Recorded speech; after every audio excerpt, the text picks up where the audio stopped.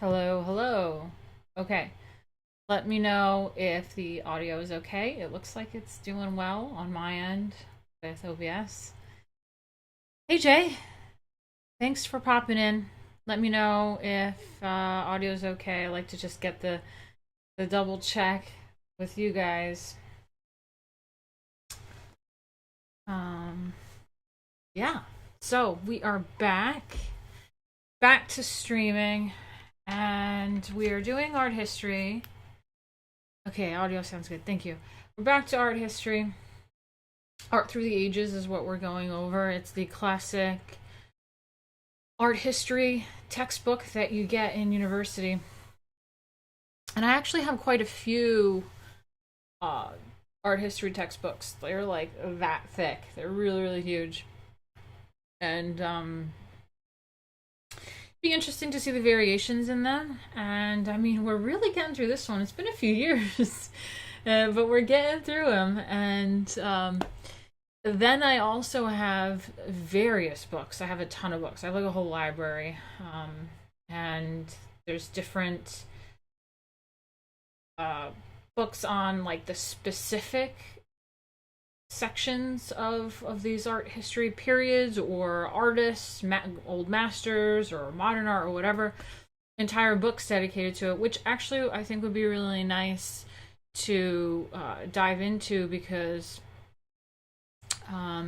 this art history book, even though it's like that thick, you really just get through some of the sections really, really fast. And you'll see even in this one, we go through like Edmund Munch or something, and it's like quick little thing on the screamer, but like there's far more things to talk about with him, you know, like there's a lot that we can get into, and maybe we will, because I'm feeling this will be kind of quick today, because I just wanted to wrap up this chapter without dipping into the next chapter. I kind of really want to section it off so like these videos make sense. But yeah, so how are you guys doing? Thank you for coming around. I do want to get going regularly on streaming again. I'm going to try my best. I am pregnant, so I'm like super, you know, it's that whole thing, but I need to get into it. So let me see what I have for next week. I think that we will continue art history streams for Tuesday, and on Wednesday I wanted to do a comic stream. So as some of you guys have been commenting in the chat, I am fulfilling my comic book. It's happening. Some of you have it. And I want to start going into promoting it a little bit more because I took quite some time off of promoting to just get the book done. And now that the book is done, I think I need a little bit more promotions. Like, why not? Everyone else is just selling, selling, selling. And I went through a lot of shit to get my comic book made. And, you know, could use a little more funding for the variant covers and all the things that come along with it. I think I'm going to put the tarot card back onto the campaign and get going with that as well. So let's get this going. I've proved that I went through a lot of bullshit with it, and I'm fulfilling. So let's like now get it completely wrapped up and make it more worthwhile for me, because after all I went through, lawsuits and harassment and everything, it really has not been worthwhile for me, other than just a passion project at this point. But yeah, as well as promoting the comic book, now that people have it in their hands, I'm really interested in seeing how people feel about the book, what they think about it, and I really want to talk a little bit about the symbolism of a lot of the stuff in the book. So I'm open to talking about the details. If you have any questions, we can kind of get into the philosophy of what's in the book. I think that'd be really cool to go over. It's not just like, okay, you read it and it's done. Like, there's a lot of layers to it, and I really want to go over some of those layers with people. And then Thursday, I was thinking, that's right, streaming Tuesday, Wednesday, and Thursday. I was thinking Thursday we can finally get back to the etiquette streams, and those were really fun as well. So I think we're gonna get our stream game back going. So yeah, let's see. That's okay, Mr. Pulp Noir. You can buy anytime. Whatever happened to the Canadian lady? I don't know. She just stopped streaming with me one day.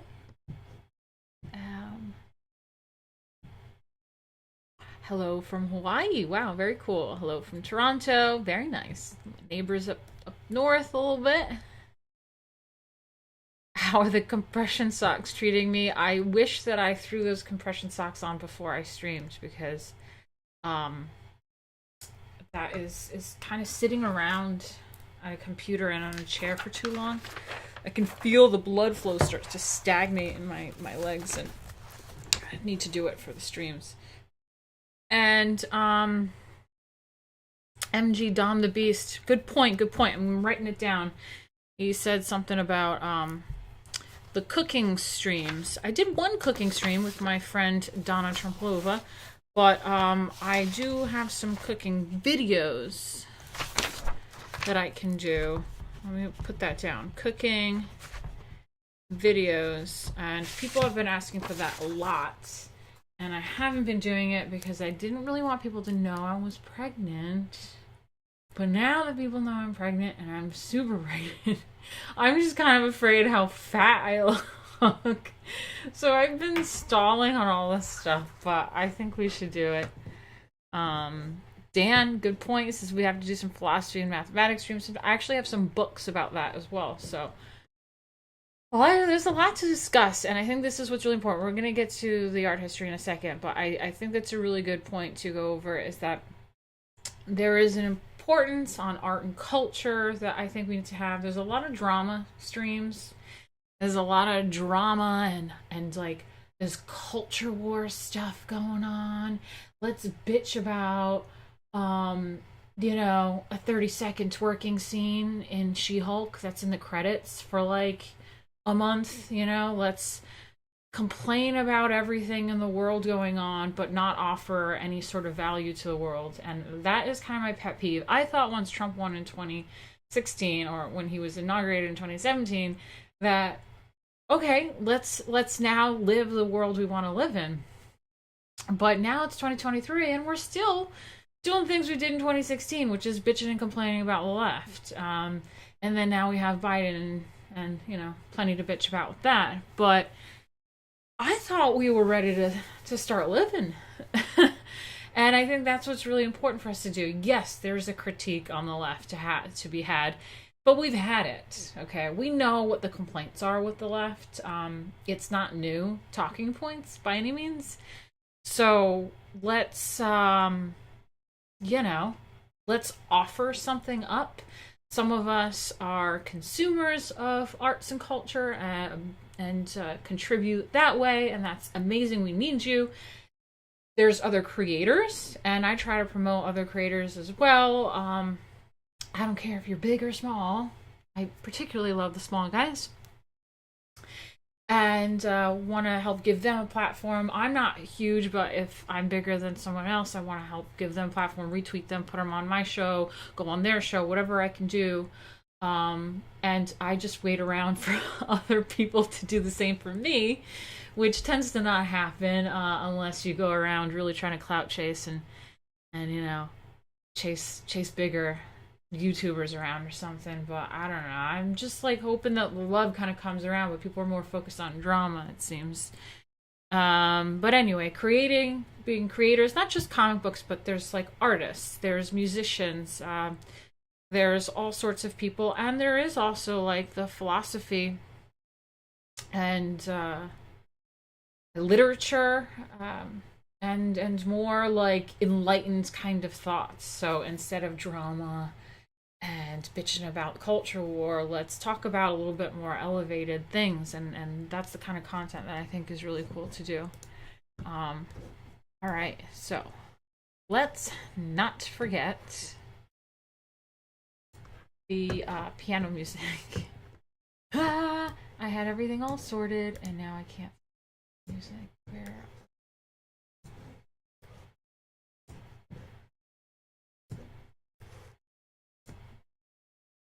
Piano, no.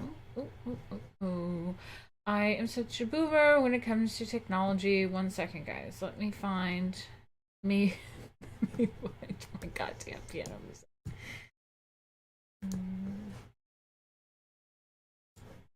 Aha!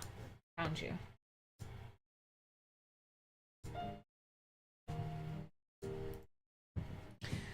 Let me know if it interferes.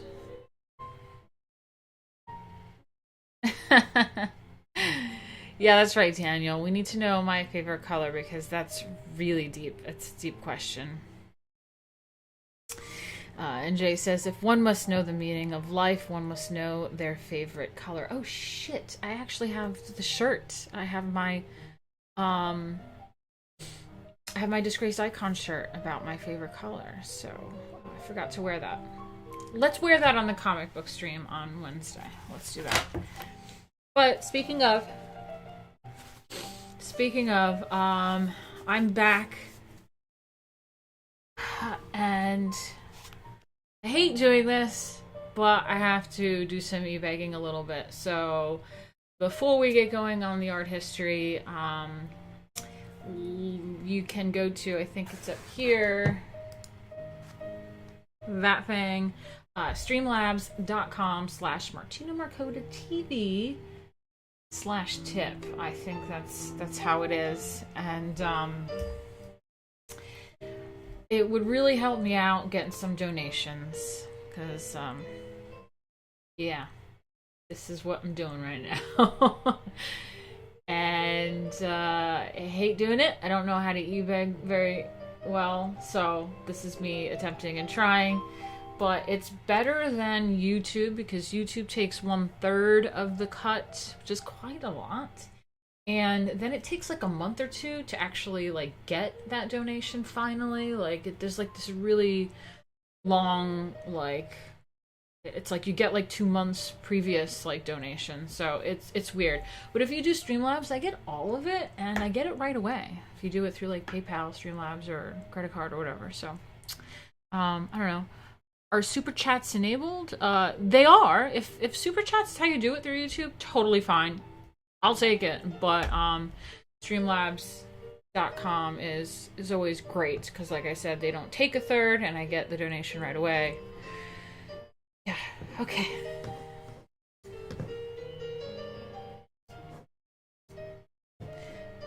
So we left off here. What we were doing is the chapter on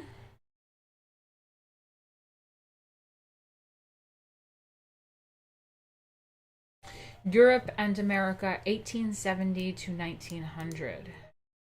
So that's what we were working on. And maybe we can reread this a little bit because I feel like it's going to be a quick little finishing up this chapter. But it says, during the latter half of the 19th century, the Industrial Revolution in England spread to France and throughout Europe and to the United States. Because of this dramatic expansion, historians often refer to the third quarter of the 19th century as the Second Industrial Revolution, whereas the First Industrial Revolution centered on textiles, steam, and iron. The second focused on steel, electricity, chemicals, and oil. Discoveries in these fields provided the foundation for developments in plastics, machinery, building construction, and automobile manufacturing, and paved the way for the invention of the radio, electric light, telephone, and electric streetcar. Electric cars back then.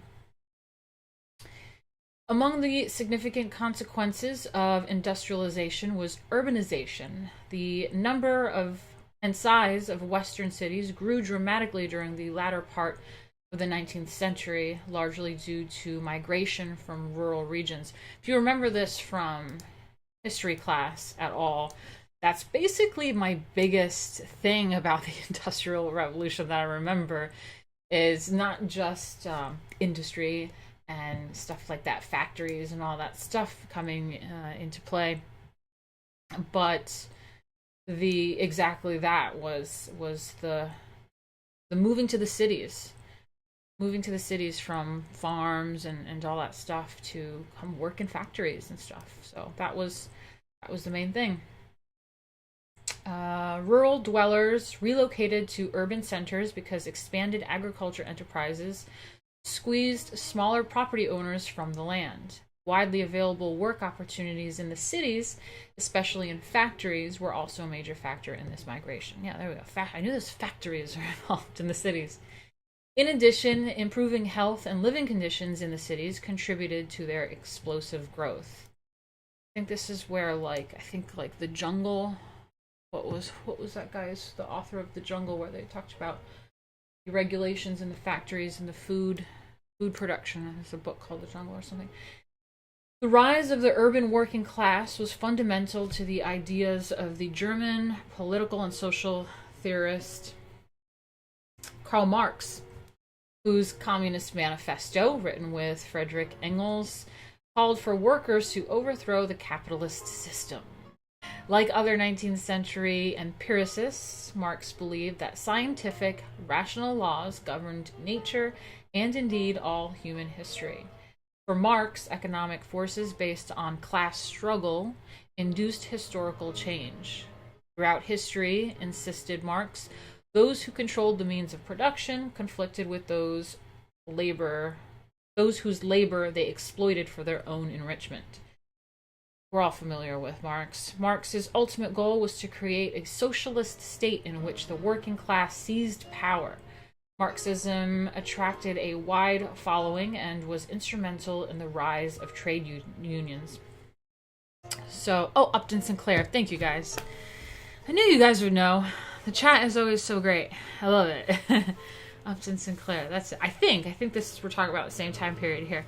But this is all important information, and you can see this is we're going to a history class right now. So it's so interesting how art and history kind of make sense and they go together. And I mean, we can even look at art history in the current contemporary state and see how our current history it relates to art and how the art relates to current history. There's always something that's going on and saying and collaborating together and has an effect on each other. So our history is such a fascinating topic. If you're in university and you have the option for an elective, this counts as an actual history credit, or 3 credits. So I would recommend it. It's really great. It's definitely tough as well. I mean, it's not like just an easy art class. It's a great class though. I think it's really interesting, especially if you're into the arts at all. And then you can get a history credit for this. Amazing. Equally influential was the English naturalist Charles Darwin, whose theory of natural selection did much to increase interest in science. Yeah, that was another thing about the Industrial Revolution was, oh, no, it was like the Enlightenment. You know, Enlightenment was like science and stuff, but, you know, it's the Enlightenment and then, like, Industrial, like, it all kind of started to come together. Whew, I'm losing my breath. They say that you have lots of breath with pregnancy. Snuggy Jr. is asking, what is this book? This book is Gardner's Art Through the Ages. It is, I actually have the physical book in my office. I'm not going to go run and get it. I've shown it to you guys before, but it's really thick. It's like this big art history textbook. It's called Art Through the Ages by Gardner. And it is the standard art history textbook that you'll get in universities.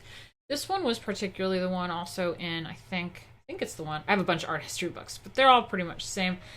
Gardner's Art Through the Ages, classic. But I started doing this because, what was it?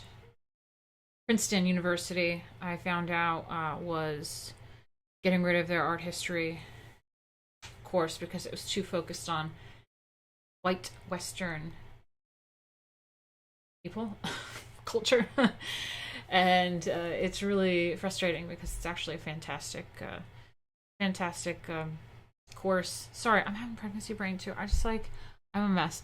But it's I think it's quite valuable. And if Princeton was getting rid of the art history course, the classic art history course that we're going over, Art Through the Ages, then I'm going to do it on stream.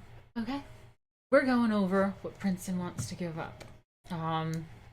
If you look at the curriculum, there's a lot of art stuff is like African art or this or that or whatever. And it's like, that's all great, but like, we can't just forget Western art and art history. Like, that's crazy. Like, it exists. So let's go. Okay. Let me get back to this. So we have Charles Darwin, whose theory of natural selection did much to increase interest in science. Darwin's concept of evolution, based on a competitive system in which only the fittest survived, as presented in On the Origin of Species by Means of Natural Selection, 1859, sharply contrasted with the biblical narrative of creation. That'd be an interesting topic to discuss, because I don't think I don't think science and religion really was at war so much as what people kind of make it out to be. But maybe with this Darwin part it did. I think before that people kind of misconstrue and think that there was always like this war between them, and I don't think there was, and I don't think there is. I think science explains how God created this universe and this reality, and it's just kind of picking it apart and looking at it and dissecting it. But it's still a miracle, marvelous thing.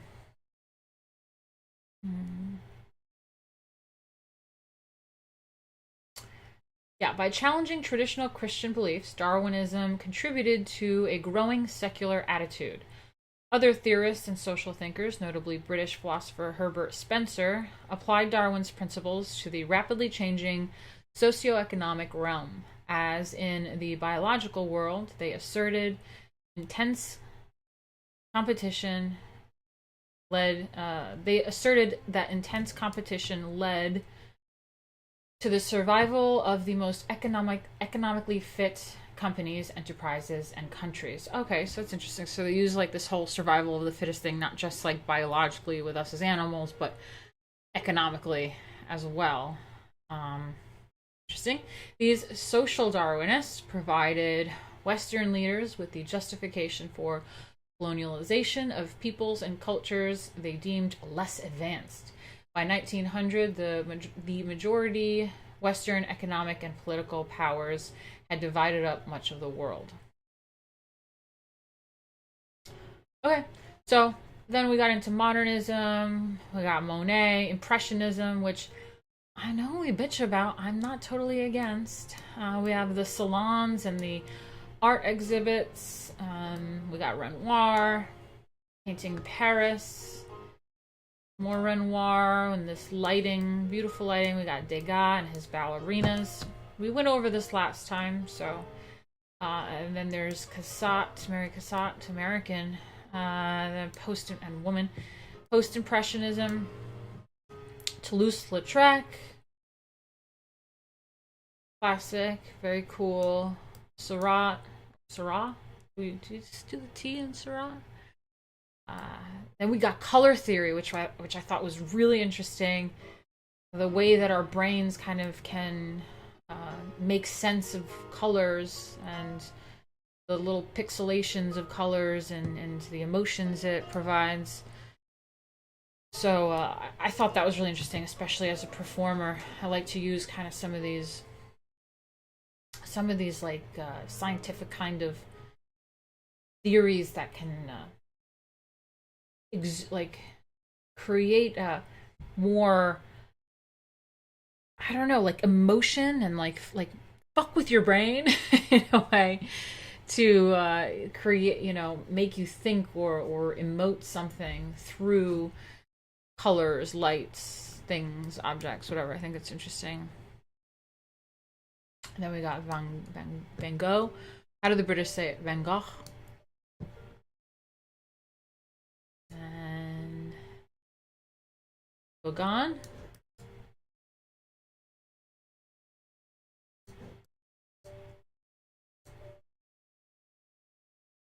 Cezanne. Love that one. Basket of apples. Kind of sounds like an insult. You basket of apples. Basket of horribles. Okay. Now we get into symbolist, and I don't know how to say it. I think it's French. FIN-DE. I don't know.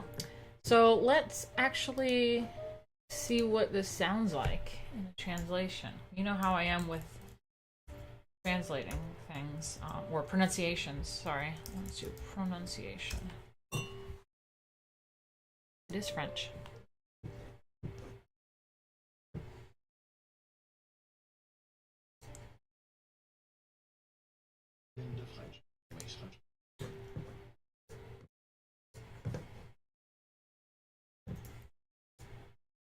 Pronunciation videos here on YouTube, and we are looking at how to pronounce with a typical French pronunciation, but also at how it is said in English and what is the meaning of this phrase. This is a French term meaning literally end of century, a term which typically encompasses both the meaning that we understand in English, turn of the century, but it also makes reference to the closing of one era and onset of another.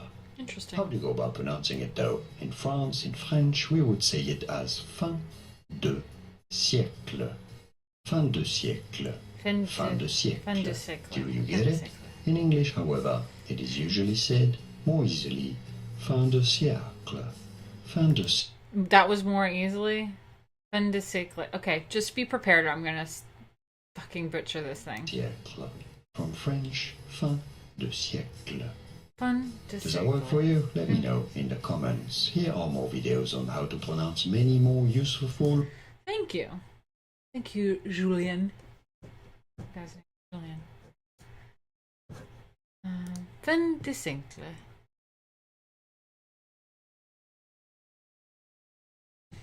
Hello, Pablo. Nice to have you in here. Okay, well, anyway, back to trying to read this. So we have symbolism and FIN-DE-SIÈCLE painting, which I guess is the end of the century. Cool.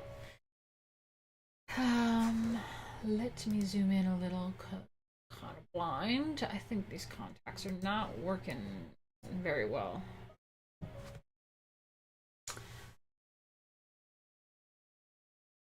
The Impressionists and Post-Impressionists believed their emotions and sensations were important elements for interpreting nature, but the depiction of objects, people, and nature remained the primary focus of their efforts. By the end of the 19th century, the representation of nature became completely subjective.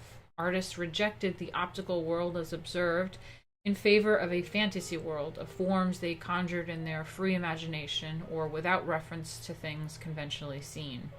Color, line, and shape, divorced from conformity to the optical image, became symbols of personal emotions in response to the world. Many artists following this path adopted an approach to subject and form that associated them with a general European movement called symbolism. Love that. Symbolism in my book, I'm telling you. Symbolists were painters or writers, disdained realism as trivial. Sorry, I'm picking up my lips because I get like dry lips, and then I put lipstick on, and then I want to like have the dead skin off my lips. It's disgusting, but you know what it is. So yeah, I mean, I don't think realism is trivial. I do like realism, appreciate realism, but symbolism, I like the depth that has as well.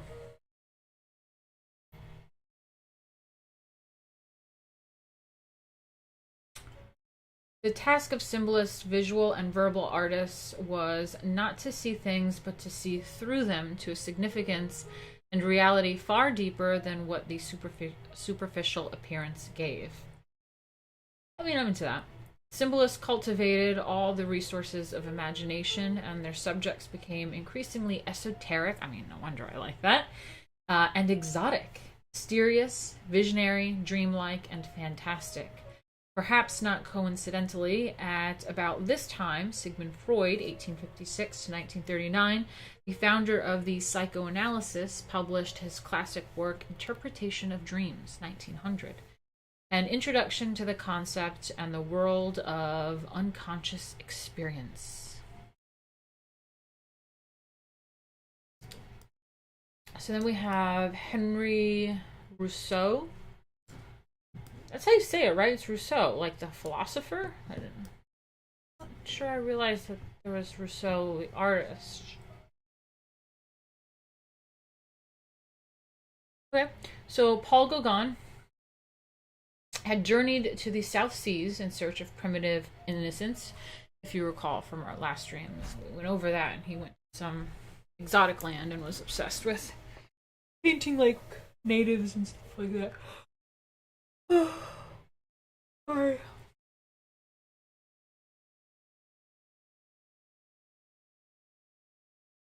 I have my art history. I have my art mug that my friend Frank got me. The Klimt. Very cool. French artist Henri Rousseau, 1844 to 1910, was a primitive without leaving Paris. An untrained amateur painter.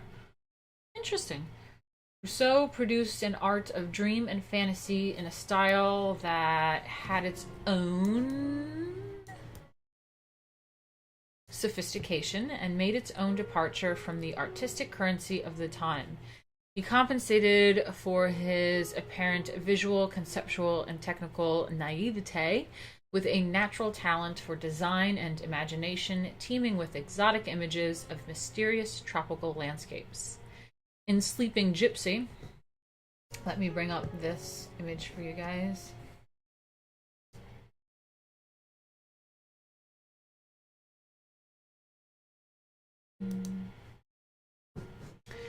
Here's Sleeping Gypsy. I just realized that there is also a donation. Oh, I didn't know you could do that. That's fun.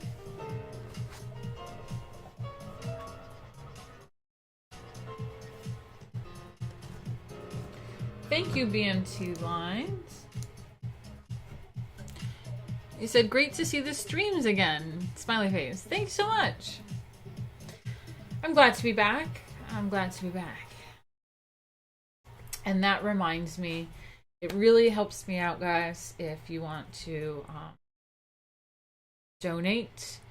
And you can go to streamlabs.com/MartinaMarkota.tv/tip. And that way YouTube doesn't take a third of it and takes forever to get to me. I get it right away, and that's amazing. It really helps me out, and I really appreciate it. I think there is another one actually that we have going on. Oh, we have a subscription. Okay. Thanks for subscribing. Also do that if you're not subscribed to my channel. Fun.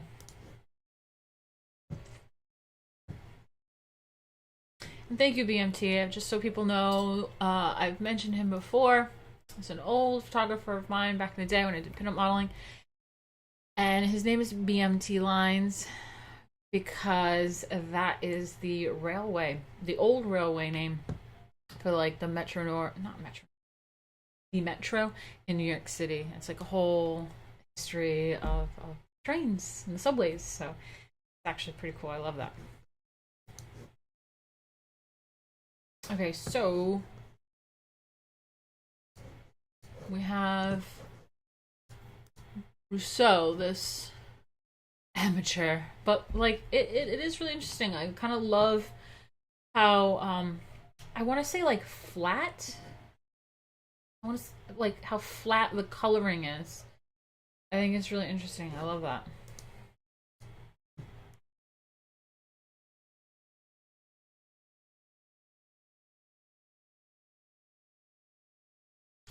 Sleeping Gypsy.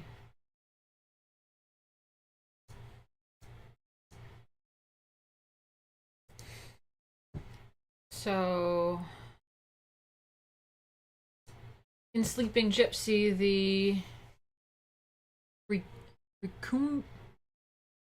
recumbent figure occupies a desert world, silent and secret, and dreams beneath a pale, perfectly round moon. In the foreground, a lion that resembles a stuffed but somehow menacing animal doll sniff at the gypsy. A critical encounter impends. An encounter of the typical... and an encounter of the type that recalls the uneasiness of a person's vulnerable subconscious self during sleep. Okay. So, yeah, I guess that's what the symbolism in that is that when you're sleeping, your vulnerable self-conscience.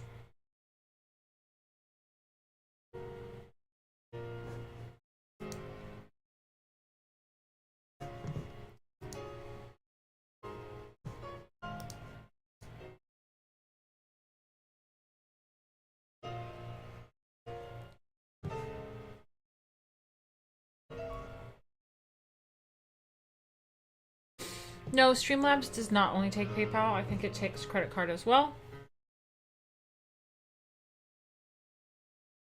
Hi, Vaporized Retro Waves. Nice to see you. Thank you for the baby. Congrats. Thank you. Okay, so now let's... Oh my god. Did I not show you? I was showing you the artwork. My bad. I don't know if you guys saw this. So this is the Sleeping Gypsy where there's an incumbent figure. We got this the flat coloring that I was talking about. And there's the moon, perfectly round moon. And the gypsy sleeping with this menacing lion. Tiger? No, it's a lion.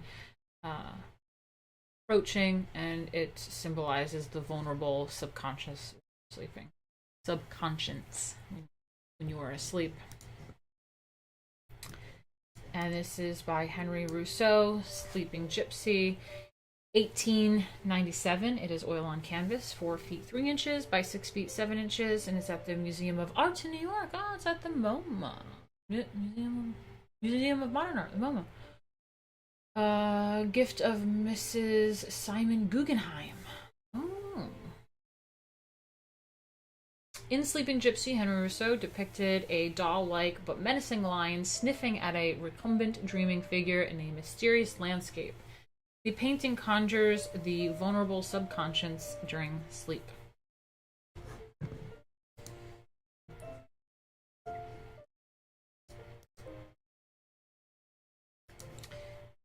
Now we will get back to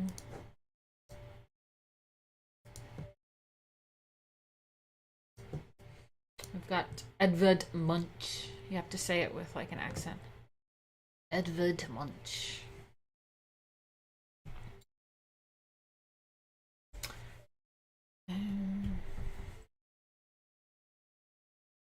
Linked in spirit to the symbolist was the Norwegian painter and graphic artist Edvard Munch, 1863 to 1944, who felt deeply the pain of human life.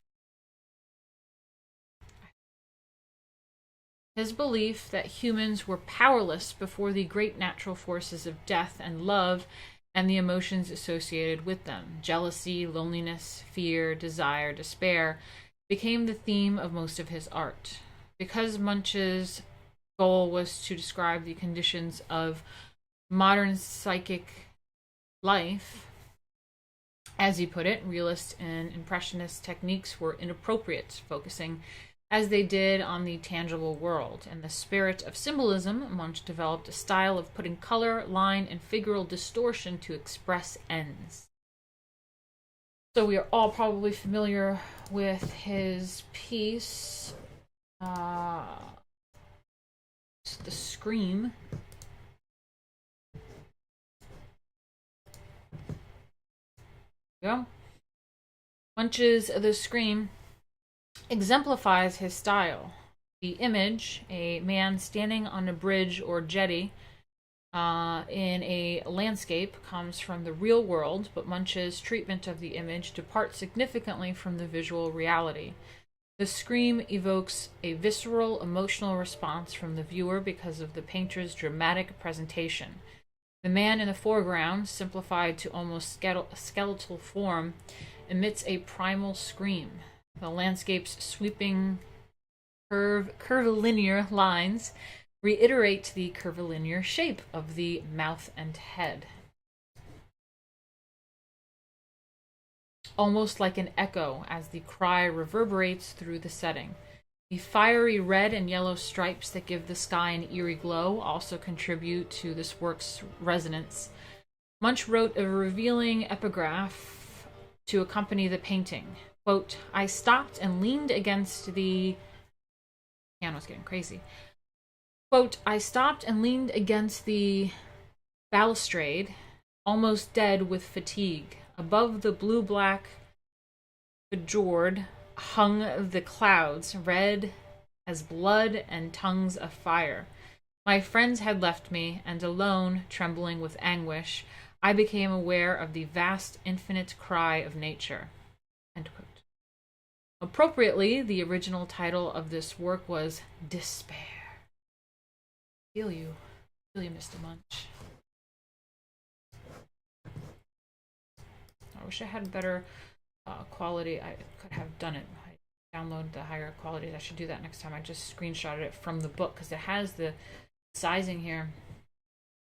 I don't know if you could see, but about 1 foot around his jaw, his chin.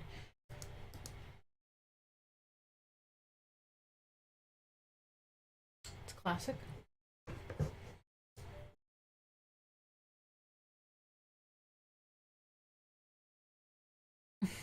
Paulo says the first soy boy selfie. Yeah. Edvard, you weirdo, you. Yeah, that's right. Hey, Hex Allen Comics, nice to see you.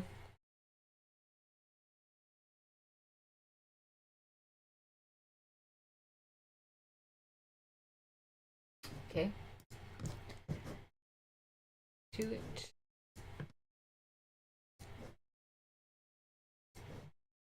Then we have FIN-DE-SIÈCLE. I forget how to say it already. But the end of the century. Historians have adopted the term fin-de-siècle, French for end of the century, to describe the culture of the late 1800s.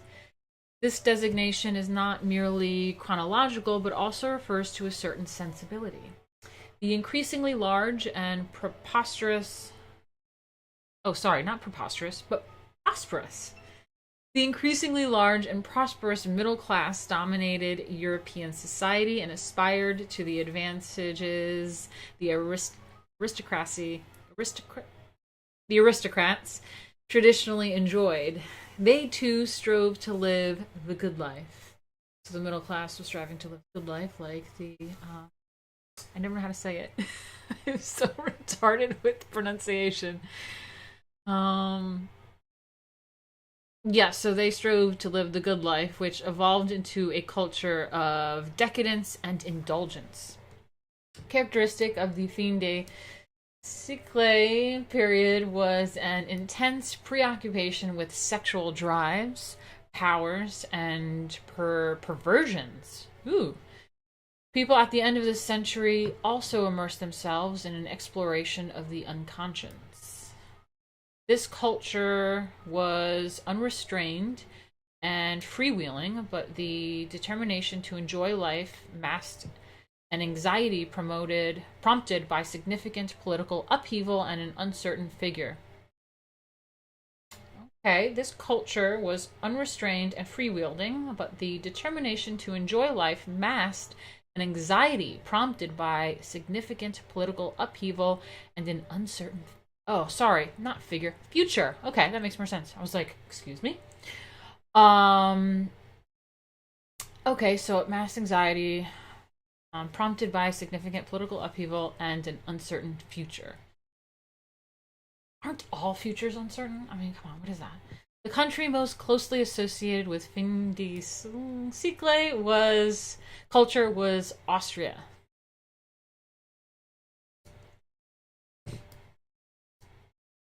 The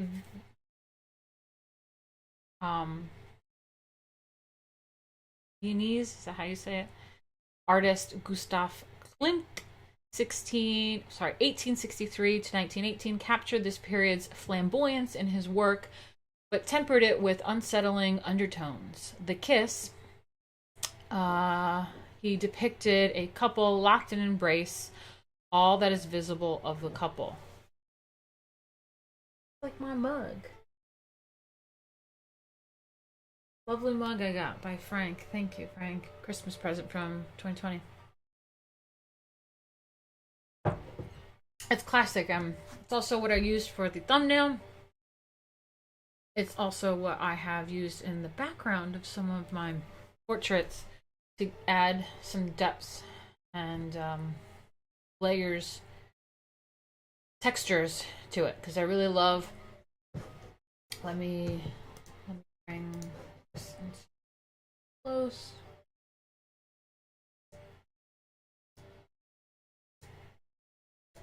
I love all these like little squares and circles and gold. There's a lot of gold leaf, I think, used in this. It's actual gold leaf. And even the texture here on the side, this like muted green, like my shirt color mixed with gold. Gold and green. I love it. But I really like the textures of all this. Really cool. But yeah, they are locked in an embrace and her head is like...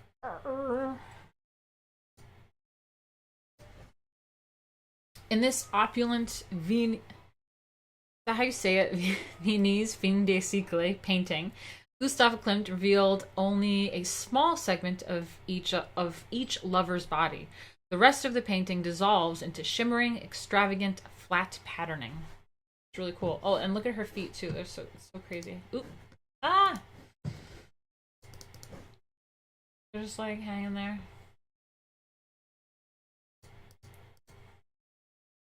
Really cool.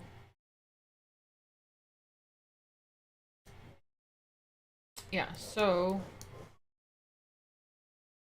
Klimt depicted a couple locked in an embrace. All that is visible of the couple, however, is a small segment of each person's body. The rest of the painting dissolves into shimmering, extravagant flat patterning, evoking the conflict between two and three dimensionality intrinsic to the work of many other modernists. Paintings such as The Kiss were visual manifestations of FIN-DE-SIÈCLE's spirit because they captured a decadence conveyed by opulent and sensuous images. It is opulent and sensuous. I agree with that.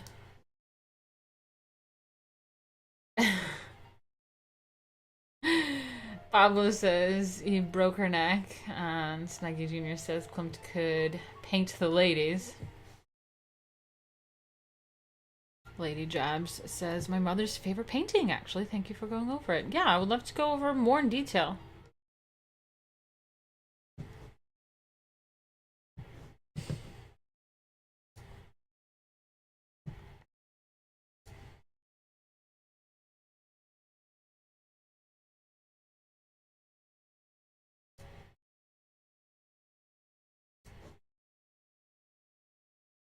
Okay.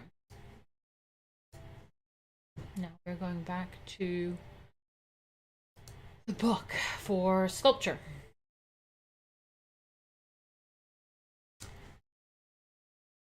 Switching gears a little bit to go over sculpture, the three-dimensional art of sculpture was not suited to capturing the optical sensations many late 19th century painters favored. Sculpture's very nature, its tangibility and solidity, suggests permanence. Consequently, sculptors of this period pursued artistic goals markedly different from those of contemporaneous painters. Auguste Rodin, the leading French sculptor of the later 19th century, was Auguste Rodin. I feel like I'm saying rodent. Rodin? Rodin. 1840 to 1917. Rodin conceived and executed his sculptures with a realist sensibility, but he was also well aware of the innovations of the Impressionists. Although color was not a significant factor in Rodin's work, Impressionist influence is evident in the artist's abiding concern for the effect of light on three-dimensional surface. When focusing on the human form, he joined his profound knowledge of anatomy and movement with special attention to the body's exterior, saying, quote, the sculptor must learn to reproduce the surface, which means all that vibrates on the surface, soul, love, passion, life. Sculpture is thus the art of hollows and mounds, not of smoothness or even polished plains, end quote. Primarily a modeler of pliable material rather than a carver of hard wood or stone, Rodin worked his sculptures with fingers sensitive to the subtlest variations of surface, catching the figurative play of constantly shifting light on the body. In his studio, he often would have a model move around in front of him while he made sketches with coils of clay. Rodin was able to capture the quality of the transitory through his highly textured surfaces while revealing larger themes and deeper, lasting sensibilities. What does that even fucking mean? Rodin's masterpiece is the cast bronze life-size group Burghers of Calais. Burghers. What the fuck is a burger? Of Calais. Alright, let me show it to you.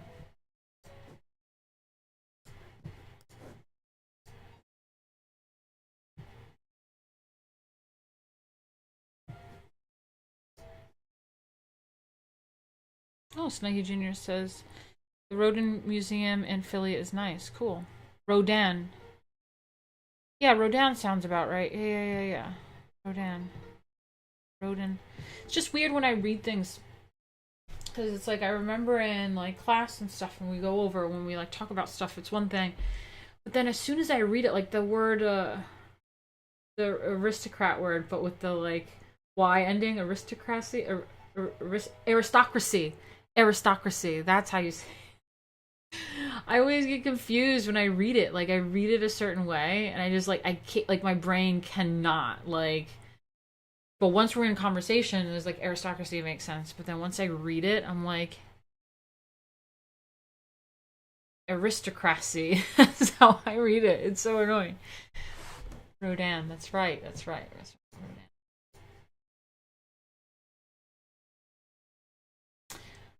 Okay, so we got this sculpture that you are seeing before you. It's a cast bronze, life size, which commemorates a heroic episode in the Hundred Years' War.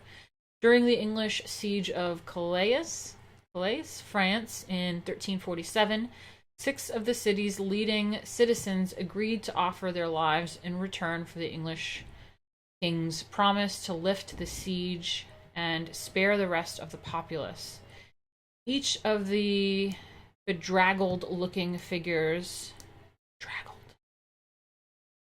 is a convincing study of despair, resignation, or quiet defiance. I definitely get that from the sculpture, like without knowing anything about it. Rodin enhanced the psychic effects through his choreographic placement of the group's members. Rather than clustering in a tightly formal composition, the burghers, which means middle-class citizens. Okay, yeah, burghers.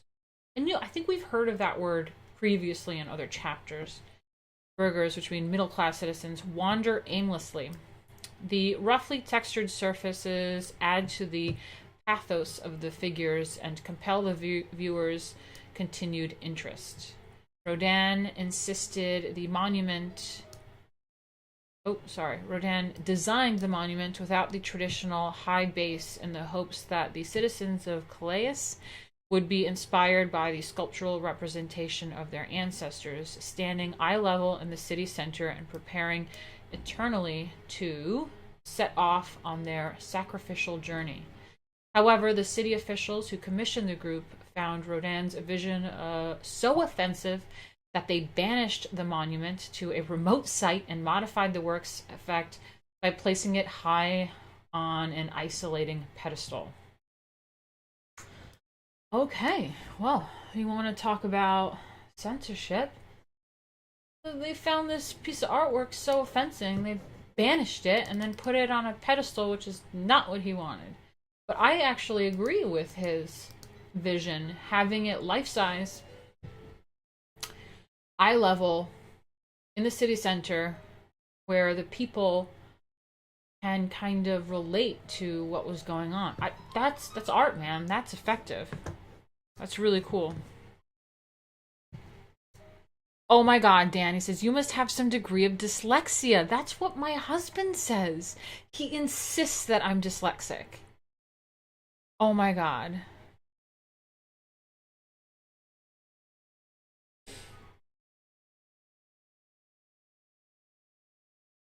That is so funny. Yeah, he insists I'm dyslexic because I do shit like that. Lady Jabs, hello, said, I've been to the Musée Rodin in Paris, France, where when I lived there, it's greatly underrated. That is so cool. I love that. I wish that I got to go to museums and stuff when I was. Unfortunately, I didn't. I had to like report on stuff and get tear gassed. But I remember driving by in Ubers to like the driving past in an Uber the Salon de Refuse and all sorts of stuff, and I was like, I wish I could go.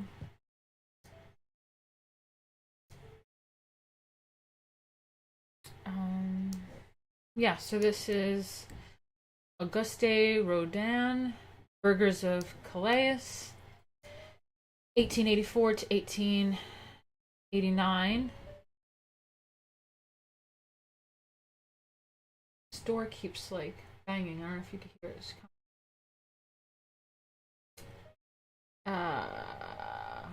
It's cast circa 1953 to 1959. Bronze, 6 feet 10.5 inches high, by 7 feet, 11 inches long, 6 feet 6 inches deep, and it's at the Musée Rodin in Paris. Oh, just like where Lady Jabs mentioned his museum. Rodin was able to capture the quality of the transitory through his highly textured surfaces, while also revealing larger themes, as in this poignant group of 6 citizens who sacrificed their lives for their city. That's amazing. Very powerful.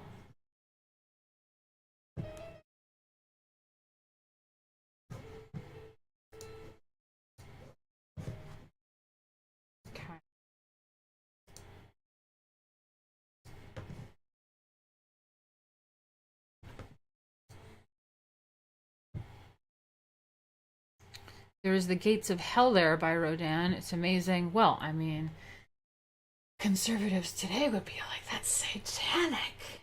You can't depict hell or the devil.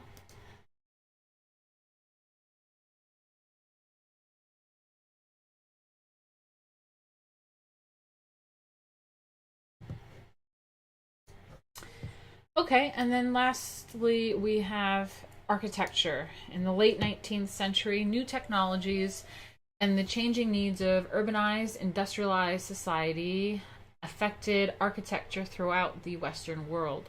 Since the 18th century, bridges had been built of cast iron, which permitted engineering advancements in the construction of larger, stronger, and more fire-resistant structures. Steel, available after 1860, allowed architects to enclose larger spaces, such as those found in railroad stations. The realist impulse also encouraged an architecture that honestly expressed a building's purpose rather than elaborately disguised a building's function. So, this is interesting.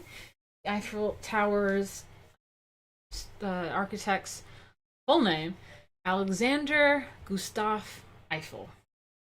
Know that. The elegant metal skeleton structures of the French engineer architect Alexandre-Gustave Eiffel, 1832 to 1923, were responses to that idea. Eiffel created the interior armature for France's anniversary gift to the United States, the Statue of Liberty, but he designed his best-known work, the Eiffel Tower. Interesting. So, wait.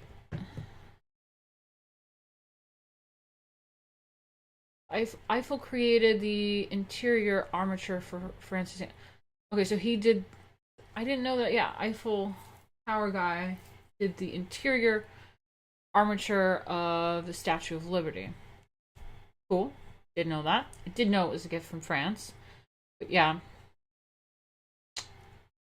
So the Eiffel Tower, for a great exhibition in Paris, and he did this in 1889. Originally seen as a symbol of modern Paris, the metal tower thrusts its needle shaft 984 feet above the city, making it at the... Oh, let me bring the picture up to you.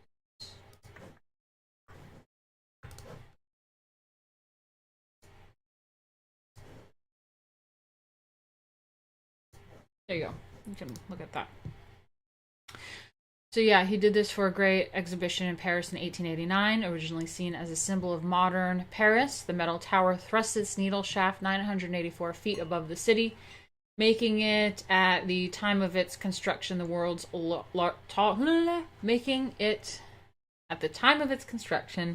the world's tallest structure. The tower rests on 4 giant supports connected by gracefully arching open frame skirts that provide a pleasing mask for the heavy horizontal girders needed to strengthen the legs. The transparency of the structure blurs the distinction between interior and exterior to an extent never before achieved or even attempted. Eiffel jolted the architectural profession into a realization that newly available materials and processes could generate a radically innovative approach to architectural design. I guess it's all right. All right.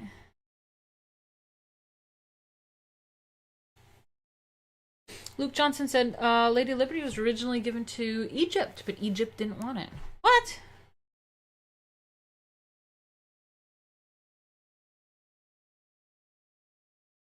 Not a lot of people know that the Liberty was a gift from France. I mean, I'm from New York, so I know that, but I don't know what other people, they don't know that.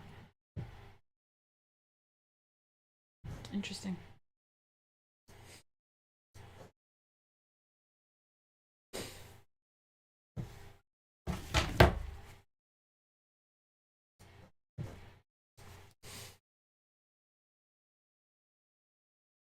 Yeah, I mean the bottom of it's all has barriers all over it, clear barriers because of like terrorism and stuff. Ways. Interesting. Damn, at the time it was the world's largest structure because motherfucker, we have things taller than that.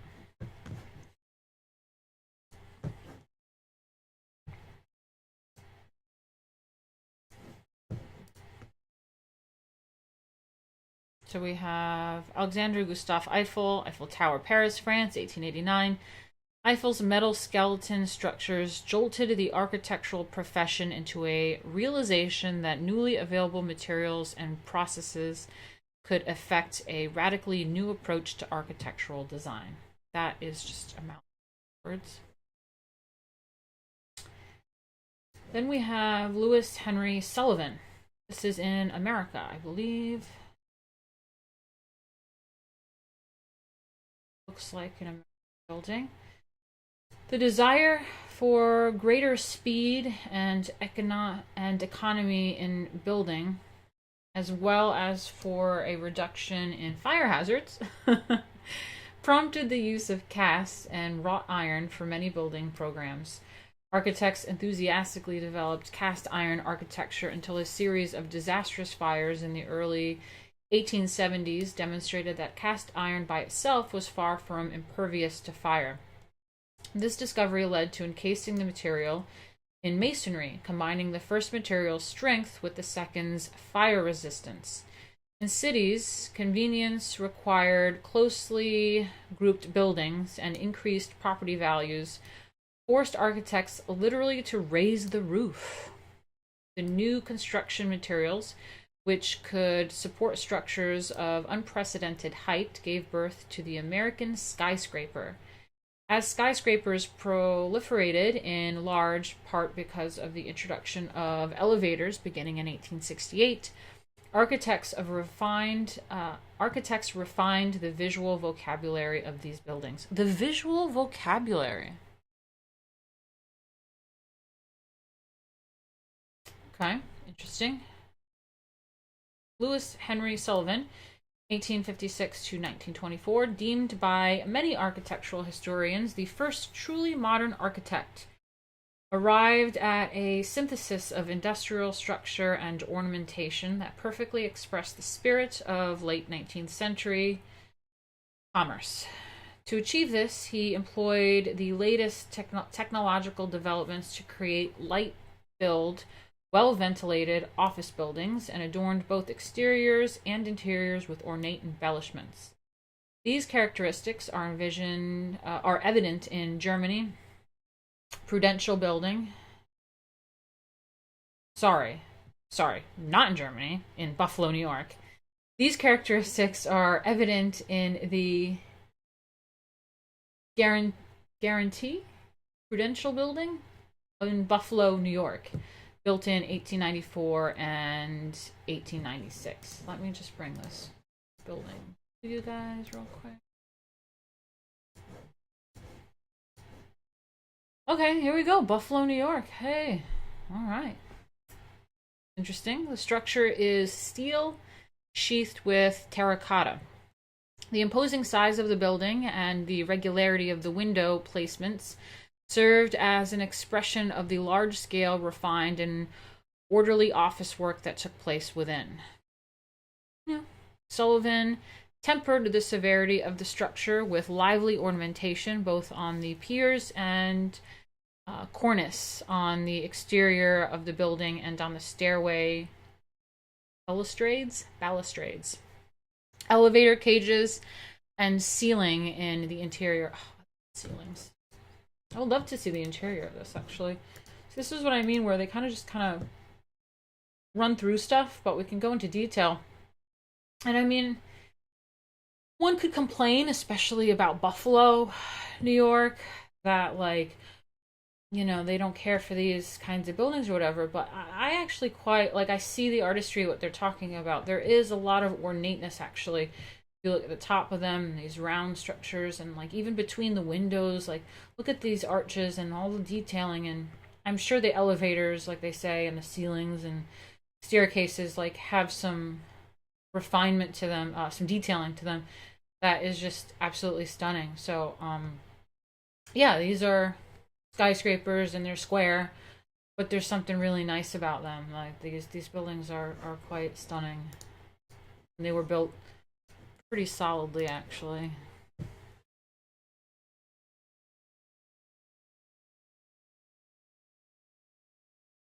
Hello, Jason Smith. Yeah, our history stream. We're wrapping it up, so you can join us next time, actually.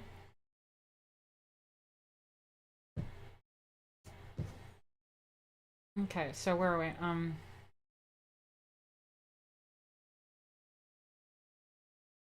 The imposing size of the building and the regularity of the window placements served as an expression of the large-scale, refined, and orderly office work that took place within. Sullivan tempered the severity of the structure with lively ornamentation both on the piers and cornice and on the exterior of the building and on the stairway, balustrades, elevator cages, and ceiling in the interior.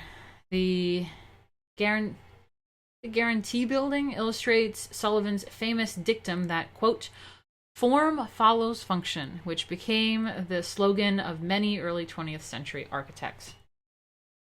Thus, in architecture as well as in pictorial arts, the late 19th century was a period during which artists challenged traditional modes of expression, often emphatically rejecting the past. Architects and painters, as different as Sullivan, Monet, Van Gogh, and Cézanne, each in his own way, contributed significantly to the enrichment of modernism as the new cultural orthodoxy of the early 20th century.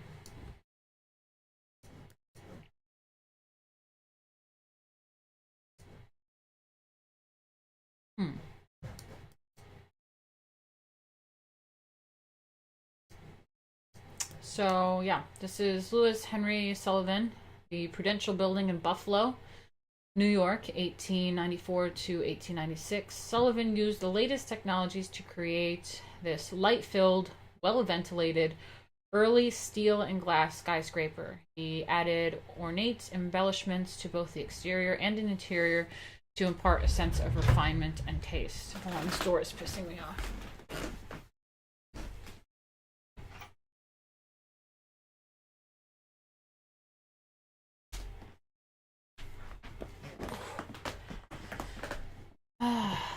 Okay.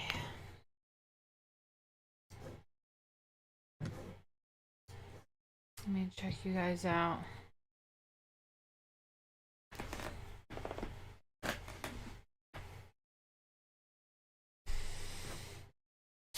So, yeah. Where are we at here? Let's do a little review of this chapter before we close it up. Oh, actually, I think I like to do the review the next, so we can, like, kind of see what we're, like, going right into afterwards.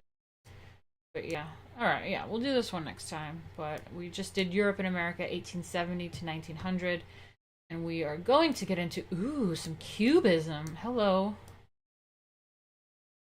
cool. Europe and America, 1900 to 1945. Fun. Communism, fascism, all sorts of stuff. The Great Depression. Again, how art relates to history is really fascinating. Ooh, this picture actually matches my color scheme in the room. I'm digging it. We match. This would be really cool. Thumbnail. Exciting. Alright. Well, in that case, let me just chit chat with you guys for a minute and promote. That's right, Jason. He says Cubism is awesomely weird. I agree. I find it kind of annoying when the right just shit on anything that isn't classical art. It's there's interesting stuff in all of it. Not a fan of contemporary art, but I do like modern art and impressionism and cubism, all of the things. There's some interesting things, all of it. Yes, I miss the green room as well. I do want to paint this room very soon, so we'll see. Well, yeah, thank you, Jay, for the link. Jay just put a link in the chat. It really helps me out. I only had $10 today, guys. If people want to, help me out here, you can go to that link that Jay just shared, streamlabs.com/Martina Markota TV/tip, and give me a little something there. That will be nice. Don't really know how to show myself, but like I said, we're going to do another art history stream. We're going to get into this next chapter, 1900, Europe and America, 1900 1945, on Tuesday, 7 p.m. Eastern Standard Time, I believe. And Wednesday, I want to do promoting some some comic book stuff. And then Thursday, we're going to get back to etiquette streams. Really fun. Yeah.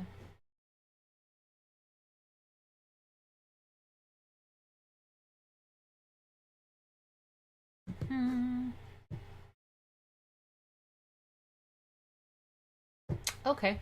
Well, let me know if there's anything else you guys want to talk about. I'm here for you in the next few minutes, and then I'm going to wrap it up. Any conversations about what we went through? This chapter had Impressionism, which I quite like. I think it's interesting. If you recall back to the beginning of this chapter, there was even,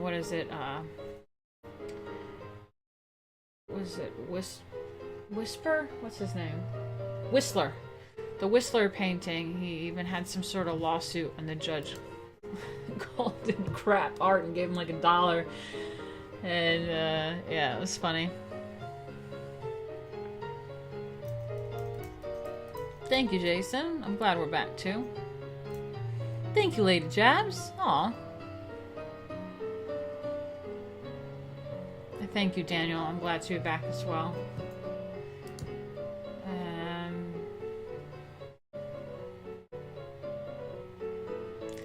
Yeah, and then we have Post-Impressionism. We went through the Symbolist and FIN-DE-SIÈCLE paintings, sculpture, and architecture.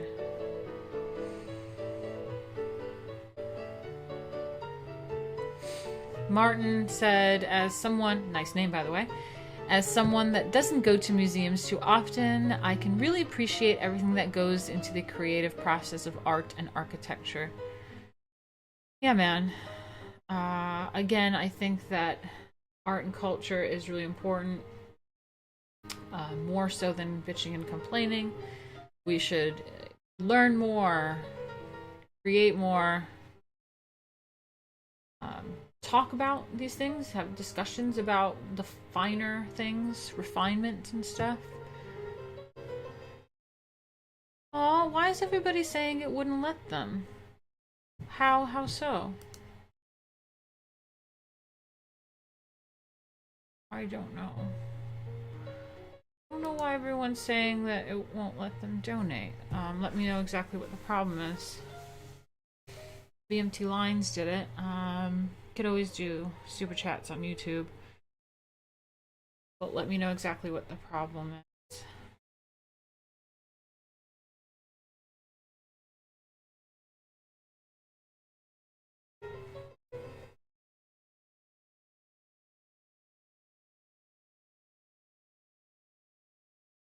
Hi, Robert Romano. Nice to see you. He says, I love the colors used in Impressionism and the brushwork. It captures emotions that often realism lacks. Oh, no PayPal, wouldn't take card. Okay, I'll look into that. Thank you, though. Option for super chats. I wonder if I've become demonetized. I am monetized. It should work. Go figure. Nothing works for me ever. I've got like some demon that is following me around for many years. Just fucks with me all the time.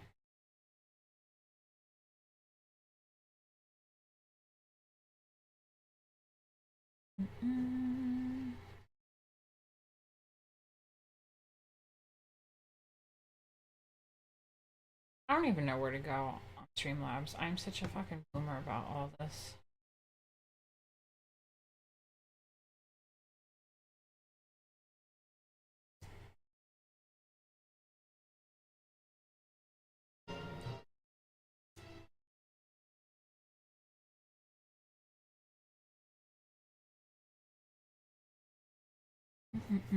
Donation settings. Okay, we have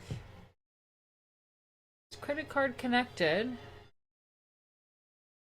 Other tip methods. I don't know. I'll figure it out.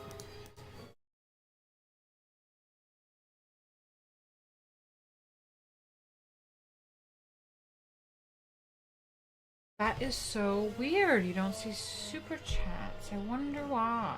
I am monetized, motherfuckers. Weird.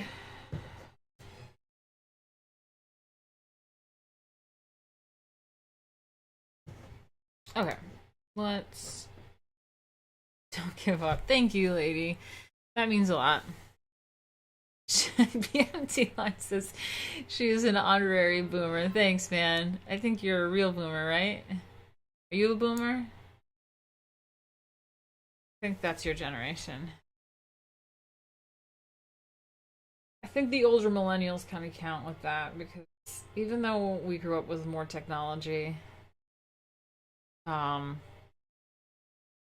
not like the young ones. We're not like the young millennials, the Zoomers. Like there are people I went to school with, high school with that God, my 20-year high school reunion this year that they've never been on any social media. They did not know MySpace. No, they're not on Facebook. They don't exist on the internet. So there's people my age that are they're not on the computer, which is pretty cool because nowadays everybody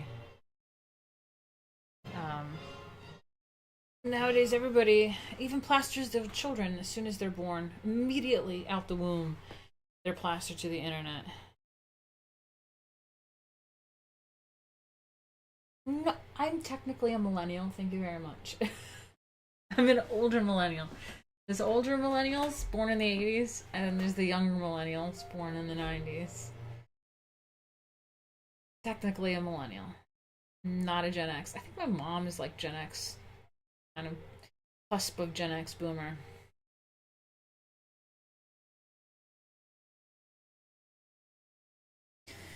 Thank you so much for Me Chun channel. I appreciate the comments. That's very, very kind. I'm definitely voluptuous. Fat people co-opted that word. That is my word. I am voluptuous. Jay, you're an older Zoomer.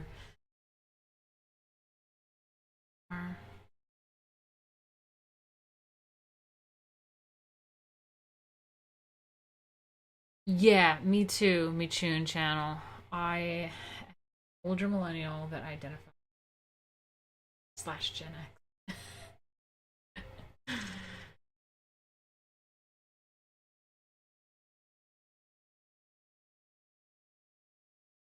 Hi, Eagle Rider. Nice to see you. I'm good. You just missed the stream. I'm just sitting here listening to classical music now with everybody. Let me switch gears here for a second. This is what we've been going over this chapter: Impressionism, Post-Impressionism, Symbolist, and FIN-DE, the end of century paintings, sculpture, and architecture. And next week we're gonna go over Europe and America, 1900 to 1945. Get into, I think, technically what's called modern art. Most people, I think it's a misnomer when they call contemporary art modern art. I think they mean contemporary, which is the art of today. Modern art is a specific time period that actually starts late 1800s and goes into the early 1900s. And I actually don't mind it. I like it. Contemporary art's a bit shit, but yeah, things are well. Oh, thank you, Jason. Thank you. I think I am so fat. I feel like I had a bunch of other stuff to talk about with you guys, and I just like completely blank out once the camera's rolling. But yeah. Have you ever thought about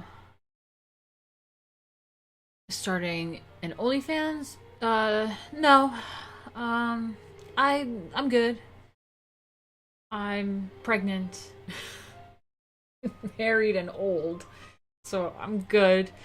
I do know that it was actually created for other things, and actually would have worked really well back in my time in the 2010s. Oh, the 2010s, the early 20s, like 10 years ago, would have been really useful. That and TikTok for kind of my performance lifestyle, backstage stuff, like kind of getting ready or preparing costumes and routines and all that stuff. It would have been really interesting.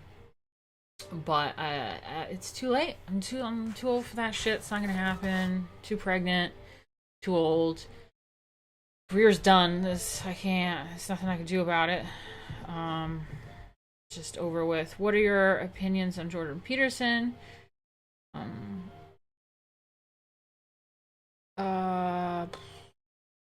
Opinions on Jordan Peterson.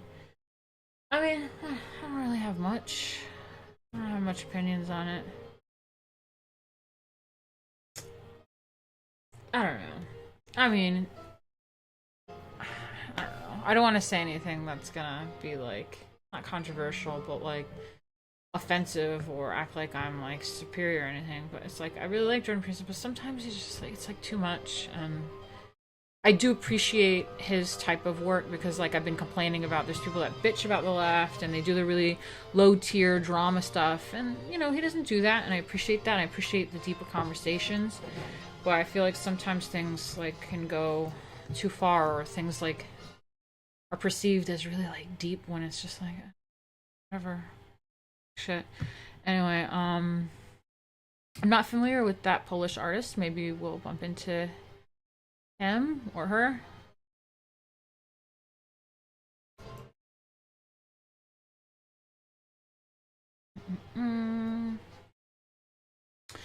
Eagle Rider said, sorry I missed. I have a weekly Friday show that was dealing with my kitty. She is having serious medical issues. Oh, kitty. No. Love kitty cats. My kitty has not made an appearance today. I hate when pregnant women say they're fat. When you're literally carrying an entire person inside you, you ain't fat. Well, it's weird because, like, yes, I get that, like, the stomach bit isn't like technically fat. It's like in me, he's in me. But you also pack on fat, like face, arms, legs, feet. There's more fat on the body everywhere, so it is fat. Like your body just packs it on when you're pregnant. It's like a weird hormone thing. So I am fat. But it's okay. I'll work on it. When's your new comic campaign begin? Well, you know, I've had so much drama with my comic book, and it's dragged on for so long that I still have a little bit more to do. I have some more fulfilling, I think a few hundred books to fulfill, backers to fulfill, and then I have to send out some of the silkscreen posters, and then I have the tarot cards to do. So there's a lot I need to like finish up with this campaign.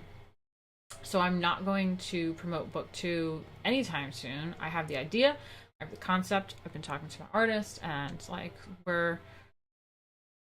we have it all happening in our heads, but we're not pursuing that until I finish this thing fully, and then I can work on that and not make the same mistakes I did in book 1.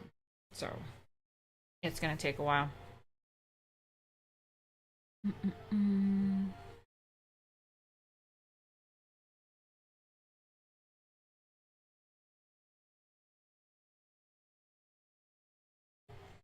Daniel Romano says, do a calendar because, you know, calendar, billboard, same level, shaking my head. I have some calendar designs, let me tell you. They are really cute. They are very artsy. They are not shopping mall photography. Costuming is not Party City. It looks good. I think calendars are a bit tacky. But if the people want calendars, I will show you how to do a calendar. Okay? There's an excellent book called 7 Days in the Art World that I think you'd really like. It's about how art has been corrupted by capitalism with regard to OnlyFans. Old and pregnant is a niche. Oh my god. Oh god, that's funny.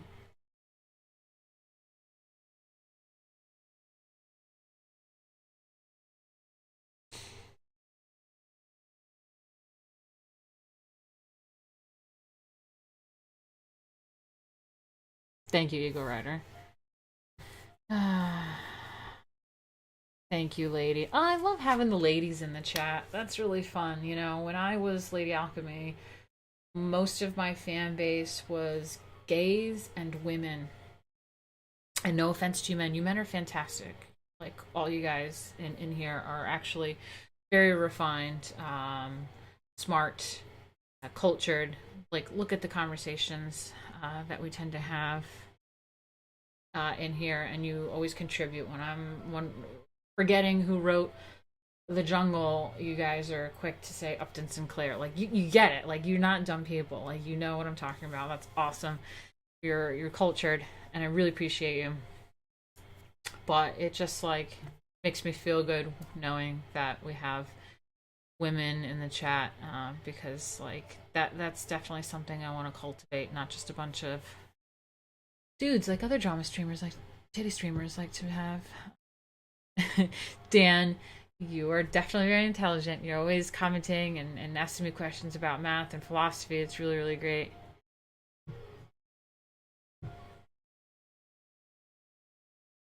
Some people like to tear us women down for not hiding our bodies like prudes. Yeah.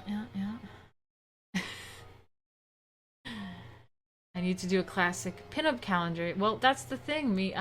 That's how I know BMT Lines. I was part of the New York Pinup Club, and he was a photographer back in 2000s when we did it. And we did pinup. I did pinup modeling, so yeah, that's where the calendar girl comes from. Is from pinups and stuff like that. So it definitely makes sense and it works. But then I started going more into like the Lady Alchemy stuff and esoteric, avant-garde kind of things and my own photography. So I don't know, like I feel like the pinup stuff really would work, and it was my kind of thing, but I think artists tend to, as they get older, like get really weird with it. So I'm in the like weird phase. I'm like, I did all the like the pretty stuff, and now I'm like, let's get fucking weird with it, man.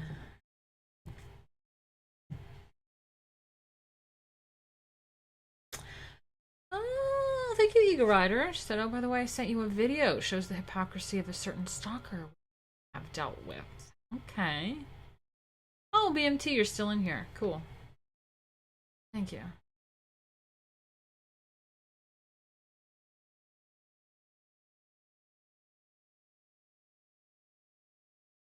It's good that it's not a total sausage fest, says Jay. Funny, funny. Weird is fun. Yeah, yeah. I mean, I love it. I love all the suggestions. It's funny because I made the little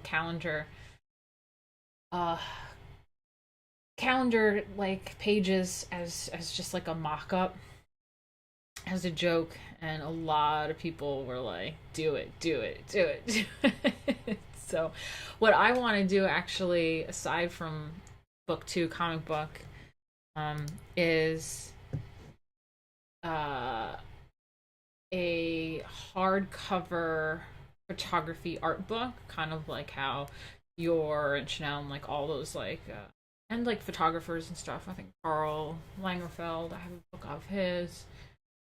Just like those really big, thick photography art books. I want to do that with my photography, self portraits. So no, there's no Comic Sans on my calendar.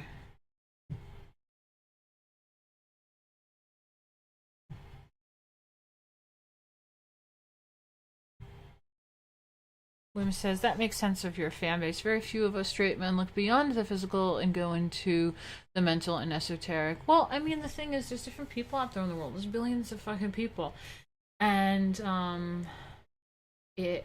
I want to cultivate, and I think I do, as you guys show, a group of people that are a little bit on a deeper level. They understand art. They understand other worldly things. They're well read. They're interested in the esoteric and things like that. So like I love that, and I love you guys for that. Actually, I even have some books up here. Let me show you. Hold on. Speaking of pinups, see, I used to be all about the pinups. I have a bunch of different pinup books. Like look at this one. So actually be really cool to go over sometime. But like got a whole pinup art book. Hold on. Oh, look at that with the peephole thing. Classic. I even have like a 3D glasses pinup book. You know, a lot of ones. These are really cool. Oh my god.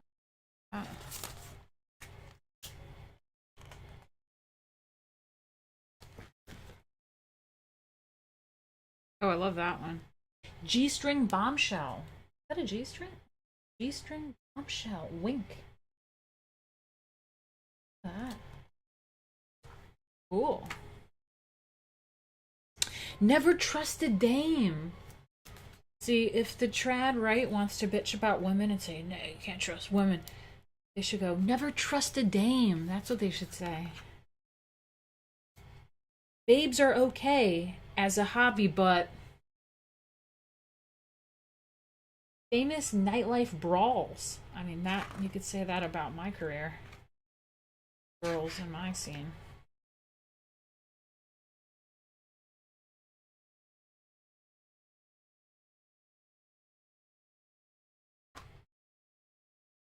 Oh my god, look at this one. Stool pigeons. Like chicks just sitting on. Crazy.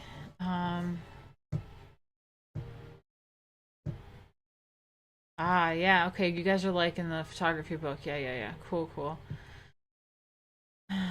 Nobody has asked this question, Martina. What is your favorite color? Only my best friends will know that, so if you don't even know my favorite color, then you're not even my friend. Okay.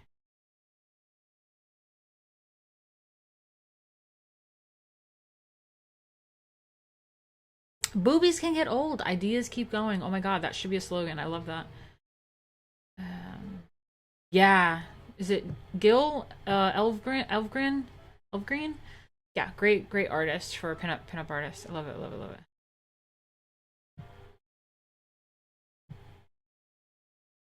Mm-mm.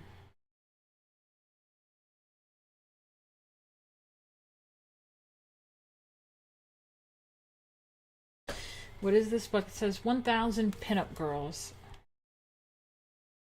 Well, it has a lot of like the art and like these images of like ads and stuff. So there's like a bunch of it. That's cool.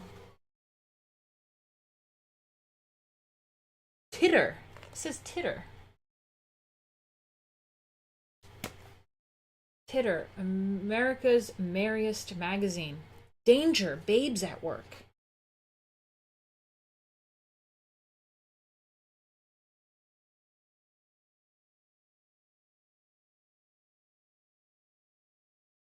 I love it. I love it. What else? We got a ton of stuff. Again, we're gonna go over on Thursdays. Emily Post, America's leading author on etiquette. It sounds boring, but it's actually really fantastic, and I think it's culturally relevant as well. You know, we often bitch about the left, but I think that the left has kind of thrown the old school etiquette out the window for like their new invention of etiquette, which is like controlling thoughts and speech and writing and being all, you know, cancel culture kind of SJW about stuff. But we should go back to some of the Emily Post stuff, because that actually teaches you social cohesion in a really great way. I love that. So, and I have some other really interesting books. Ah! Oh my god. Oh my god, I almost stabbed my computer with my athame. This is my ritual dagger.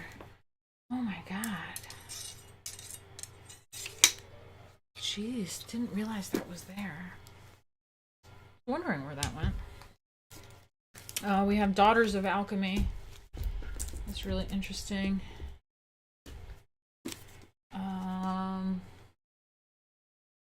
So this is Women and Scientific Culture in Early Modern Italy. Really cool.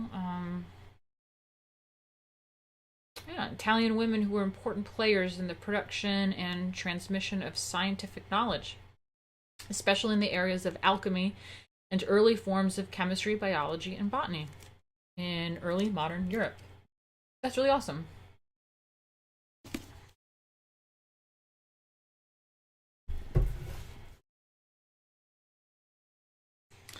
And then we have The Rites of Modern Occult Magic. Ooh. A must for the occultist personal library. Okay, cool. A fascinating account of the events and personalities involved in the renaissance of medieval magic and alchemy from the late 19th century to the present. I mean, I've got piles and piles and piles of books to go over, so... even if we want to talk about alchemy, we read a little bit I've done in the past back in 2020, but obviously didn't finish the entire book. But there's also higher etiquette. So if anyone is a pot smoker out there, there definitely is. This is a guide to the world of cannabis, from dispensaries to dinner parties, and there is an etiquette. Okay, you don't be just smoking up everybody's dope all the time and never offer it once. And so rude of people that I did that. I always had weed on me, and they always knew I had weed on me, and they'd always be like, Martina, want to smoke, but never have any weed. And my entire relationship with them was never smoking me back up. There's an etiquette to things, people.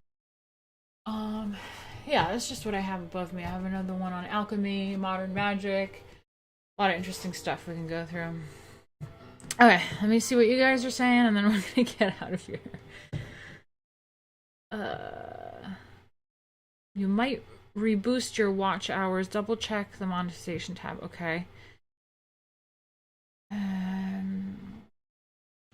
Speaking of which, we should do some more alchemy streams. Yeah. Gotta get back to that too. I love drawing pinups. Maybe I should draw one of you. That'd be fun, Eagle Rider.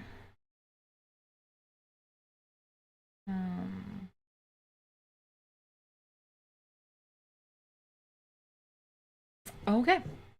Yeah, I don't want to like linger around too long here, so let me see, how long have we been on?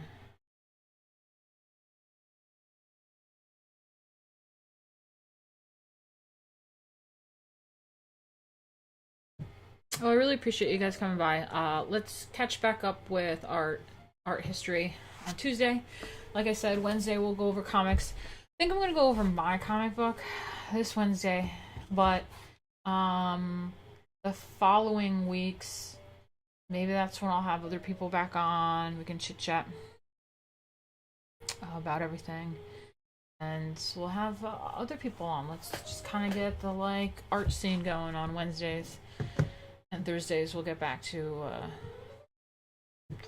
etiquette. That'll be really fun because we've been missing out on that, and it actually is quite interesting. If you haven't joined our etiquette streams, trust me, it's actually kind of funny because some of these things are really interesting. Thank you, Jason Smith. Nice to see you.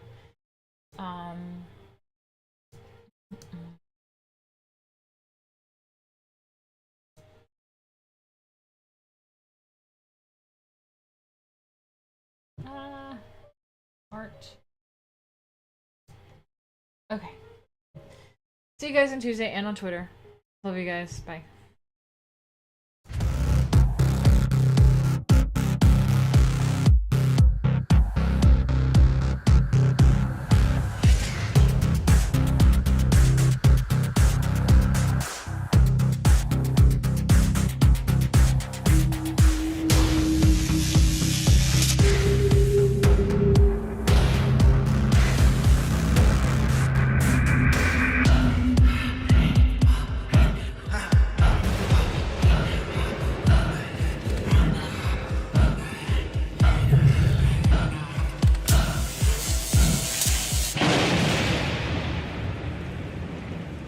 you